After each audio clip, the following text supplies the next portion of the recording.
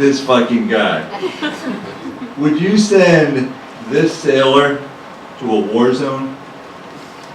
I sure as hell wouldn't. But the Navy had other ideas. The trouble was, I didn't even know there was a war going on. It was 1987, and Iran and Iraq were bombing the shit out of each other. Every time Iran shipped a tanker out into the Persian Gulf, Iraq would send a fighter jet to blow it up, and vice versa. When I joined the Navy, the recruiters didn't say anything about a tanker war between Iran and Iraq. They didn't mention any kind of war at all. But as soon as I got to the fleet, my ship was sent to the Persian Gulf to be a part of a peacekeeping presence. Not a mission, a presence. Just a warship that may or may not have been armed with nuclear missiles, keeping the peace. It made no sense to me then, it makes even less sense to me now. But I'll never forget the night we went to war. We were steaming to Hawaii from our home port of San Diego. We were a day away and everyone was in a good mood.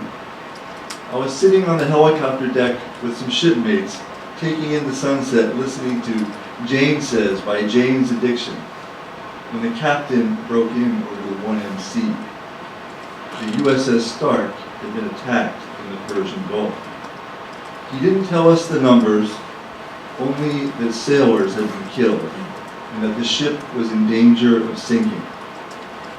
He told us he was upgrading our status to wartime cruising and sounded the alarm for general quarters.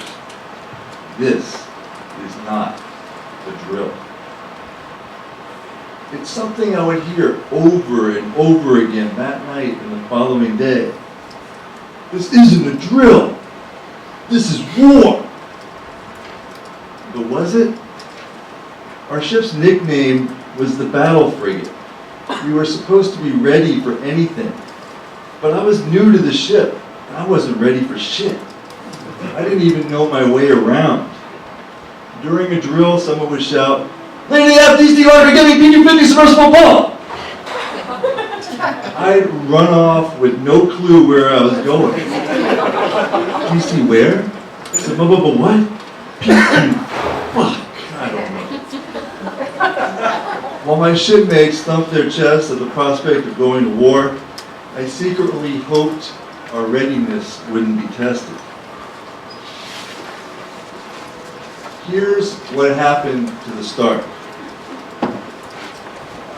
A missile traveling 600 miles per hour punctured the hull above the waterline on the port side. The airframe dumped 120 pounds of burning missile fuel, leaving superheated shrapnel and flaming debris in its wake. The damage would have been catastrophic, but the warhead failed to explode. 30 seconds later, a second missile hit the Stark. This time, the warhead detonated.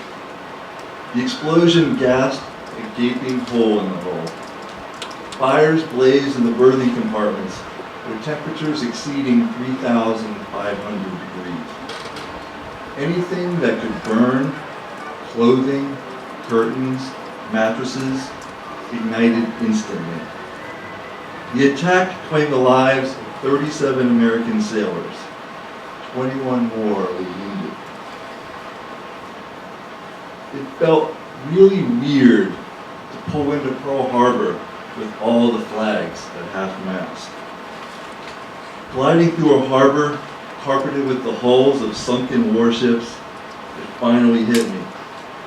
This isn't a drill. This is war. And then, suddenly, it wasn't. The Navy reversed course, decided not to send any more frigates to the Gulf. Just like that, they took our war away. It turns out the attack on the Stark had been an accident. At least, that's what the commander-in-chief thought. Saddam Hussein apologized for the misunderstanding, and that was good enough for the giver. crisis averted. No more wartime cruising to the battle frigate. Instead, they sent us on a goodwill tour of the Western Pacific. We went to friendly ports of call and did what sailors do. We fought, we fucked, we drank gross quantities of alcohol.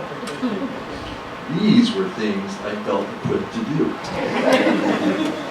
The closest I came to combat is when I got in a fight with a shipmate in a scullery in Singapore. The only injuries I sustained were from drinking and dysentery. What's amoebic dysentery like?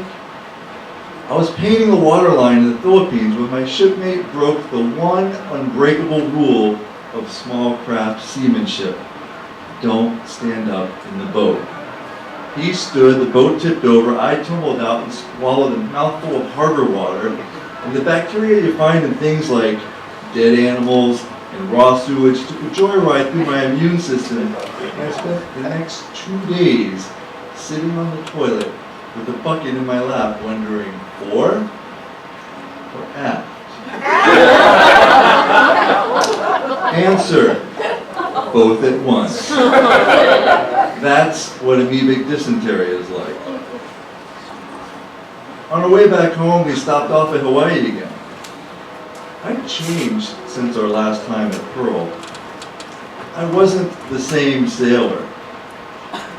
I was salty now. But I was still only 19.